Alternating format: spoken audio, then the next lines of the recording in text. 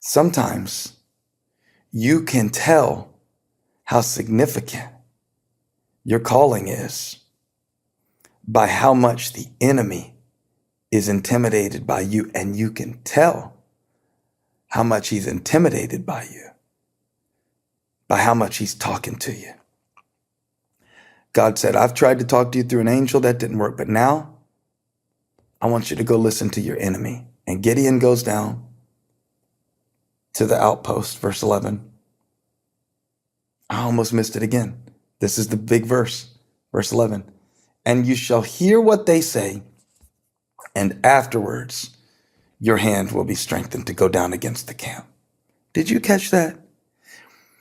God didn't say your hand will be strengthened when you hear what God says about you, because the angel's been telling Gideon, you're a mighty warrior. The angel's been telling Gideon that God is with you. The angel has been saying God is going to deliver the people through you. Gideon doesn't believe any of it. He said, so if you don't believe me, maybe you'll believe the enemy. Go down and listen to the enemy for a minute. And after you hear what your enemy is saying, your hand will be strengthened to go down against the camp. And then he went down with Purah, his servant, to the outpost of the armed men who were in the camp.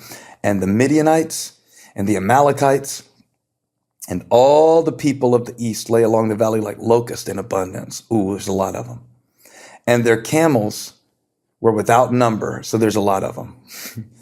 As the sand that's on the seashore, in abundance. There's a lot of them. Everybody say there's a lot of them. Look, there's a lot of reasons to be afraid. There's a lot of reasons to fear. If you start listing them, you'll go crazy. But watch. When Gideon came, verse 13, behold, a man was telling a dream to his comrade. And he said, behold, I dreamed a dream, and behold, a cake of barley bread tumbled into the camp of Midian. Ooh, barley bread. Not very threatening, huh? And it came to the tent and struck it so that it fell and turned upside down, so that the tent lay flat. And his comrade answered, this is no other than the sword of Gideon, the son of Joash, a man of Israel. God has given into his hand Midian and all the camp. You got Gideon's hand, which is trembling. He's afraid. You've got Midian's hand, which has him trapped. And you got God's hand, which is trustworthy. And God says, I am giving them into your hand. I don't know who this is for today, but God is saying, I want you to let go of what you think you need. I want you to let go of what you thought you were. I want you to let go of what you can't get over. I want you to let go of it. I want you to go down toward the next thing I've called you to do. And watch what Gideon does. Gideon gets encouraged. He hears that. He's like, wait a minute. They're talking about me. I'm the barley. Yeah, that's not very impressive. No. It's not what the barley is. It's what the barley does. And he goes from trembling to tumbling. God said, let's go. That's the third one. Let's go. Let's go. Let's go. Let's go. As soon as Gideon heard the telling, I'm in verse 15. As soon as Gideon heard the telling of the dream and its interpretation, he worshiped, threw both of his hands up. And he returned to the camp of Israel and said, arise, for the Lord, watch this past tense, has given the host of Midian into your hand. Whose hand? The hands of the ones who took the trumpet, the hands of the ones who didn't turn back, the hands of the ones who were still trembling. My hand's trembling, but I got a trumpet. Oh, these trumpets are about to be significant. The trumpets that the rest of the nation left, when they left, I got a trumpet and I got a God I can trust. And watch this. He divided the 300 men into 3 companies and put trumpets into the trembling hands of all of them and empty jars with torches inside the jars. I got something in my hands. I got something in my hands. I got something in my heart. I got a gift. I got a skill. I got a weapon. I got an instrument. I got an instrument. God said, I'm going to put it in your hands. I'm going to put something in your hands in this season. Now watch, it's not going to make sense. A trumpet versus an army, or even a torch against an army, doesn't make sense, but it doesn't need to make sense. What it needs to do in your hands is be surrendered and submitted to God so you can go forward in the strength that you have. Oh, this is anointed. I can't wait to preach this Sunday. He put a trumpet in their trembling hands. He put a torch in the other hand. He said, I need you to have something in your hands that you can use. Now, what has God put in your hands? And what have you put in his hands? You could put it in his hands. The battle belongs to the Lord. You could put it in his hands. It is not by might. It is not by power. He is speaking today. He is strengthening today. That's why the enemy has been fighting you. He's tried to keep you in his grip. But we came to break the grip of the enemy, just like Gideon did. God said, I'm breaking the grip of the enemy over your life today. I'm breaking the grip of addiction. I'm breaking the grip of depression. It can't hold you anymore. Put it in his hands. And when you put it in his hands, he puts it in your hands. I got my trumpet. I got my torch. What's the torch? That's the light of the word that God has spoken. What's the trumpet? That's the sound of your praise. That's the sound of his word that you speak out. My God, this'll preach. He divided the 300 men who he had left into 3 companies and put trumpets in the hands of all of them, not the 32,000. No, the 300 that will go forward. God is looking for 300 today who will say, I'll take the trumpet and I will go toward what God has called me to do. And I will take the torch and I will march toward what God has called me to be. And I'll do it shaking, and I'll do it unsure, and I'll do it in faith, and I'll do it step by step. And he gave them a trumpet and an empty jar. So there's something that goes into both of those, right? The breath goes in the trumpet, and inside the jar is going to go the light to turn the empty jar into the torch. Woo! God's going to put something in you that's going to transform it from a silly instrument to an instrument of victory. And he said to them, verse 17, look at me and do likewise. When I come to the outskirts of the camp, do as I do. When I blow the trumpet, when I take what's in my hand and breathe into it, I and all who are with me, then blow the trumpets also. When I do it, you do it. And on every side of the camp, I want you to blow those trumpets and I want you to shout for the Lord and for Gideon. So Gideon and the 100 men who were with him, he takes a third of a small army, a third of 300. That's all you need. You don't need what you think you need. You just need to give him the instrument. Here's what I want to do at this point in the sermon. Gideon took the 300, came to the outskirts at the beginning of the middle watch, when they had just set the watch, just like 2.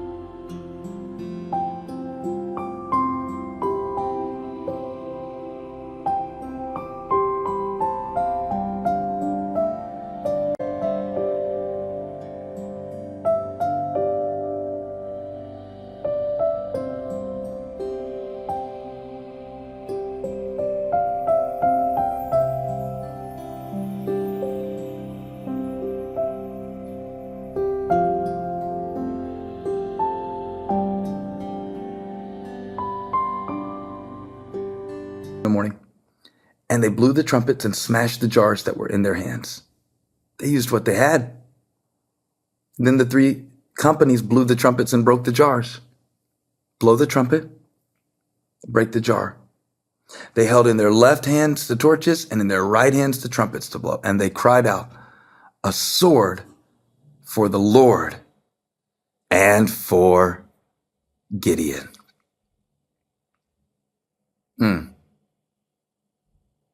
They held in their left hands the torches and in their right hands the trumpet. What do you have in your hand right now? And whose hand are you in? Why are you so stressed and scared of an enemy that is so intimidated by you? Blow your trumpet, break your jar. I want to use the jar, the torch, to represent the light of what you know. Go in what you know. Yeah, but I don't have that figured out yet. Don't need to. Go in what you know. What you know is enough for now, and more will be revealed later. Break your jar, use your torch, and blow your trumpet. Make a sound of God's word. Make a sound of praise. I'm looking for 300 people right now who will make a sound. Look at this. They blew the trumpets and broke the jars. Isn't that beautiful? Verse 20. You've got the instruments of victory. You are the instrument of victory. You're in God's hand. They held in their left hands the torches, right hands the trumpet, and they cried out, a sword for the Lord Gideon. What I couldn't figure out is, where was the sword? Talking about a sword, all I got is a trumpet and a torch. You feel like that? I don't have the weapons that I need. Well, I think that's going to surprise you where the sword was. Verse 21 says, every man stood in his place around the camp, and all the army ran. They cried out and fled. This is the enemy army. They start running. Gideon's got this military genius and a supernatural backing, and those two together are very powerful. He's like, we're going to confuse the enemy. We're going to make them think we're bigger than we are. And I want you to blow your trumpet. Let everything that has breath praise the Lord. And I want you to break your jar. I want you to begin to make the sound of victory. I want you to begin to walk by faith, not by sight. Take a step of faith. The sound of praise and the step of faith. The step of faith, I'm calling that the torch. And the sound of victory. Now, if I get time, I'm going to come back and do more with this. I'm going to talk about the torch, the step of faith, the light. You know, I'm talking about an empty jar. We have this treasure in earthen vessels. But remember, when you give your instrument, your mind, to the enemy, he plays you. Don't let him play you. Take your instrument, break your jar, use your light, step of faith, torch, the light that you have, and the sound of praise, the trumpet. And when you take a step of faith and make a sound of praise, when you move forward in that, look what God does. The Lord set, verse 22, ooh, this anointed. When they blew the 300 trumpets, the Lord set every man's sword against his comrade and against the army, and the army fled. The instrument of victory that God used to kill the enemy was the one that the enemy was holding. Gideon didn't stab him to death with a trumpet. He didn't beat him to death with a jar. Broke the jar, started slicing their throats. No. He blew the trumpet, the sound of praise. He broke the jar. Break the jar, take the step of faith. Blow the trumpet, make the sound of praise. And what will God do? God will take care of your enemy. Why? Because Gideon and the Israelites were in Midian's hand. But God's hand is greater than all. And that's where I want to end this sermon. Give it to him. You are his instrument. He has called you for great things. He wants to use you to speak and to be and to change so many things. I hope you can feel that. I know you've been in a wine press, but you have weapons. You have instruments. You are an instrument in God's hand. And maybe right here we sing Do It Again. I don't know. Something just to put our lives in God's hands. Hands. Whose hands are you in today? You're not in Midian's hands. Whose hands are you in? What's in your hand? You got what it takes to win. But God has been putting you through a season where he didn't want you to think it was your hand. So he let some things leave. Be open-handed about that. Let go. We need to just let go today. Let go. Go down to the camp. Make a move toward the thing that God is calling you to do. And then let's go. Let's go.